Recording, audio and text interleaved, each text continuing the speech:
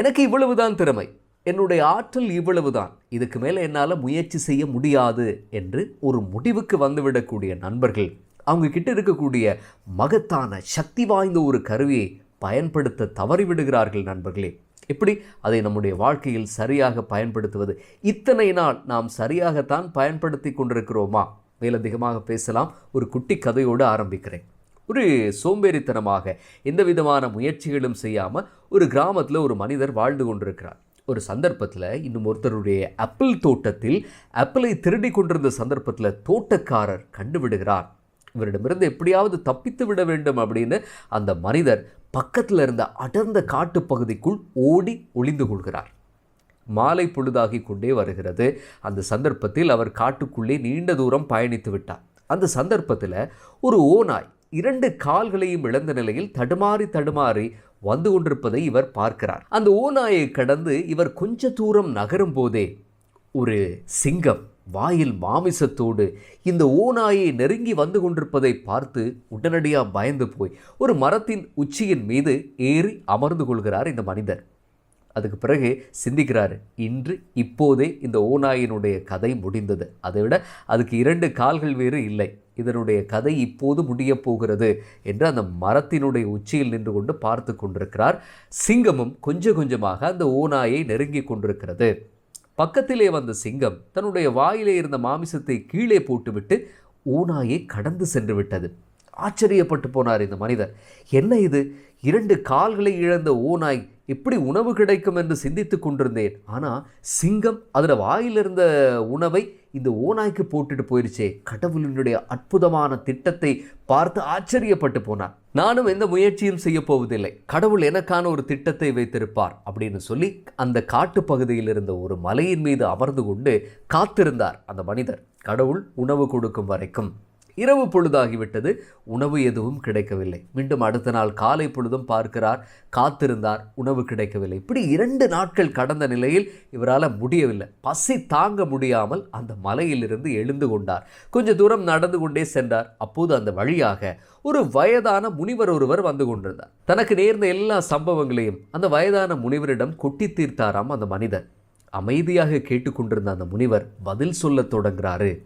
கடவுள் நிச்சயமாக எல்லோருக்கும் அழகான ஒரு வாழ்க்கையை வைத்திருக்கிறார். ஆனால் நீ வாழ்க்கையை தவறாக புரிந்து கொண்டாய். அந்த கண்ணோட்டத்தை மாற்றிப்பார். ஓநாயினுடைய கோணத்திலிருந்து உன்னுடைய வாழ்க்கையை பார்க்காதே, சிங்கத்தின் கோணத்திலிருந்து உன்னுடைய வாழ்க்கையை பார். முயற்சி செய், கடினமாக உழைத்திடு, சவால்களை எதிர்கொள், தோற்றுப்போ, மீண்டும் எழுந்து வா. கடவுள் உனக்காக வைத்திருக்கக்கூடிய அந்த அற்புதமான திட்டத்தை நீ கண்டுகொள்வாய் என்று சொல்லிவிட்டு அந்த முனிவர் அந்த இடத்திலிருந்து நகர்ந்து செல்கிறார். அந்த மனிதர் அன்றிலிருந்து சோம்பேறியாக இருந்தவர், முயற்சி செய்யாமல் இருந்தவர், தன்னுடைய மனநிலையை மாற்றிக்கொண்டு புதியொரு வாழ்க்கைக்கு தயாராகிறார். நண்பர்களே, நம்முடைய வாழ்க்கையில் நாம் கொண்டிருக்கக்கூடிய சக்தி வாய்ந்த அந்த கருவி மனநிலை.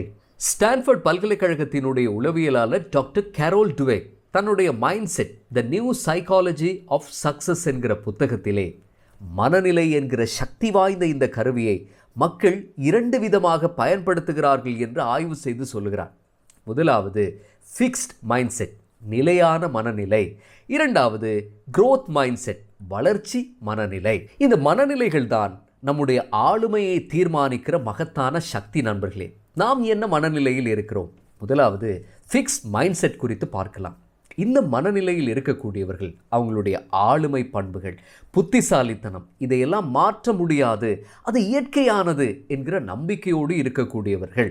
அதைவிட முக்கியமாக சாதனை படைக்க முடியாமல் போகிற போது சோம்பேறிகளாக மாறிவிடுவார்கள். அந்த ஆப்பிள் திருடரை போல.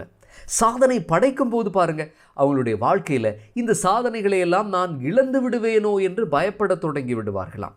ஆனால் growth மைண்ட் செட், வளர்ச்சி மனநிலையில் இருக்கக்கூடியவர்கள் அறிவு, ஆற்றல் இதையெல்லாம் மேம்படுத்த முடியும் என்று அசைக்க முடியாத நம்பிக்கை கொண்டிருப்பார்கள். தங்களுடைய வளர்ச்சியில் அதிக ஆர்வம் காட்டக்கூடியவர்களாகவும் இருப்பார்கள். என்ன சவால்கள் வந்தாலும் அதை விருப்பத்தோடு சந்தோஷமாக ஏற்றுக்கொள்ளக்கூடிய ஒரு மனநிலை அவர்களுக்குள்ளே இருக்கும். ஆக ஃபிக்ஸ்ட் மைண்ட் செட் மற்றும் growth மைண்ட் செட் கொண்டவர்களை நாங்கள் தனித்தனியாக பார்க்கிற போது, ஒரு தோல்வி வரும்போது அதை ஒரு அவமானமாக பார்ப்பார்கள், ஒரு முடிவாக பார்ப்பார்கள். ஆனால் growth மைண்ட் செட் கொண்ட நண்பர்கள் பெருமதியான ஒரு விஷயமாக, மதிப்பான ஒன்றாக தோல்வியை பார்ப்பார்கள். அதே நேரம் தவறுகள் நேரும்போது நம்பிக்கை இழந்து போய்விடுவார்கள் நிலையான மனநிலை கொண்டவர்கள். ஆனால் அதிலும் கற்றுக்கொள்வதற்கு என்ன இருக்கிறது என்று தேடுவார்கள் வளர்ச்சி மனநிலை கொண்டவர்கள். எல்லாவற்றையும் தனிப்பட்ட முறையில் எடுத்துக்கொள்வார்கள் ஃபிக்ஸ் மைண்ட் செட்டில் இருக்கக்கூடியவர்கள். ஆனால் growth மைண்ட் செட்டில் இருக்கக்கூடிய நண்பர்கள் கருத்துக்கள், விமர்சனங்கள் வரும்போது அதை தங்களுடைய வெற்றிக்கு சாதகமாக எப்படி பயன்படுத்தலாம் என்று சிந்திப்பார்கள். எந்த மனநிலை இப்போது உங்களுக்குள் அதிகமாக இருக்கிறது? ஒரு சின்ன சோதனை செய்து பார்க்கலாம். ஒரு சம்பவத்தை உங்களுக்கு முதலில் சொல்லுகிறேன். ஒரு மோசமான ஒரு நாள் ஒன்றை ஒரு மாணவர் ஒருவர் ஆரம்பிக்கிறார். அந்த மாணவராக உங்களை நீங்கள் கற்பனை செய்து பாருங்கள். அந்த மோசமான நாளினுடைய ஆரம்பத்தில் காலை பொழுதில் ஆசிரியர் ஏற்கனவே நடந்து முடிந்த ஒரு பரீட்சையினுடைய மதிப்பெண்களை அந்த மாணவருக்கு வழங்குகிறார். மிக குறைவான மதிப்பெண்களை பெற்றிருக்கிறார். மிகப்பெரிய ஒரு ஏமாற்றத்தை அடைகிறார். அடுத்து மாலை பொழுதில் அவர் வீடு நோக்கி செல்லும் போது வீதி ஒழுங்குகளை மீறிவிட்டதுக்காக அவருக்கு அபராதம், அந்த சீட்டு வழங்கப்படுகிறது. அதையும் கையில் வாங்கி கொண்டு மிகுந்த ஒரு விரக்தியோடு வீடு செல்கிறார். வீட்டுக்கு போனதுக்கு பிறகு நெருங்கிய நண்பர் ஒருவருக்கு தொலைபேசி மூலமாக நடந்ததையெல்லாம் சொல்லி கொஞ்சம் ஆறுதல் அடையலாம் என்று அழைப்பை எடுக்கிறார். ஆனால் அந்த நண்பர் தொலைபேசி அழைப்பை எடுத்தார். ஆனால் பேசுவதற்கு இப்போது நேரம் இல்லை, பிறகு பேசலாம் என்று மறுத்து விடுகிறார். இப்போது தொடர்ச்சியாக இது போன்ற சம்பவங்கள் நடந்து கொண்டு வர நிலையான மனநிலையில் இருக்கக்கூடிய ஒரு நண்பர் என்றால் என்ன செய்வார்? நான் நிராகரிக்கப்பட்டு விட்டேன், நான் தோற்று போய்விட்டேன், என்னை யாருமே நேசிக்க மாட்டார்கள், என்னுடைய வாழ்க்கை மிகப்பெரிய ஒரு குழப்பத்தில் இருக்கிறது என்று சிந்திப்பார்கள். ஆனால் வளர்ச்சி மனநிலையில் இருக்கக்கூடிய நண்பர்கள் கல்வியில் இன்னும் நான் அக்கறை காட்ட வேண்டும் என்று சிந்திப்பார்கள். அதுபோல வீதி ஒழுங்குகளை நான் எப்போதும் மீறிவிடக்கூடாது. ஒரு விஷயத்தில் தோல்வி கண்டு ஏதாவது ஒரு அழுத்தம் வந்தாலும் கூட அமைதியாக செயற்பட வேண்டும். என்னுடைய நண்பருக்கு ஏதாவது ஒரு பிரச்சனை இருந்திருக்கக்கூடும். அவர் பிறகு என்னோடு உரையாடும் போது அது என்ன பிரச்சனை அப்படின்றதை கேட்டறிந்து கொள்ளலாம். ஆசிரியரோடு உரையாடி நான் என்னுடைய கல்வி திறமைகளை இன்னும் எப்படி வளர்த்து கொள்ளலாம் என்கிற விதமாக வளர்ச்சி மனநிலையில் இருக்கக்கூடியவர்கள் சிந்திப்பார்கள். நாம் ஒரு கட்டத்திலே நம்முடைய மூளையின் வளர்ச்சி நின்று போய் விடுகிறது என்று நினைக்கிறோம். ஆனால் விஞ்ஞான முடிவுகள் உறுதிப்படுத்தக்கூடிய ஒரு விஷயம், இந்த growth மைண்ட் செட்டோடு இருக்கக்கூடியவர்களுக்கு மூளையின் திறன் தொடர்ந்து வளர்ச்சி அடைகிறது. புதிய இணைப்புகள் உருவாகின்றன, அதுபோல இருக்கக்கூடிய இணைப்புகள் வலுப்பெறுகின்றன என்று அந்த விஞ்ஞான முடிவுகள் கூட சொல்லுகின்றன. ஆகவே எப்போதும் நாம் கற்பதை நிறுத்திவிடக்கூடாது. இப்போதெல்லாம் கற்பதற்கு 1000 இலவசமான வழிகள் கிடைக்கின்றன நண்பர்களே. ஆகவே நம்முடைய வாழ்க்கையில் நம்முடைய ஆற்றல், திறமை இதெல்லாம் இயற்கையாக பெற்றவை. அது இவ்வளவுதான், அதை விட நம்மால் திறமைகளை மேற்கொள்ள முடியாது, இதை விட நான் முயற்சி செய்ய முடியாது என்று முடங்கி போய்விடாமல் தொடர்ந்து கற்றுக்கொண்டே இருங்கள். உங்களை மேம்படுத்தி கொண்டே இருங்கள். கடினமாக உழையுங்கள், முயற்சி செய்யுங்கள்.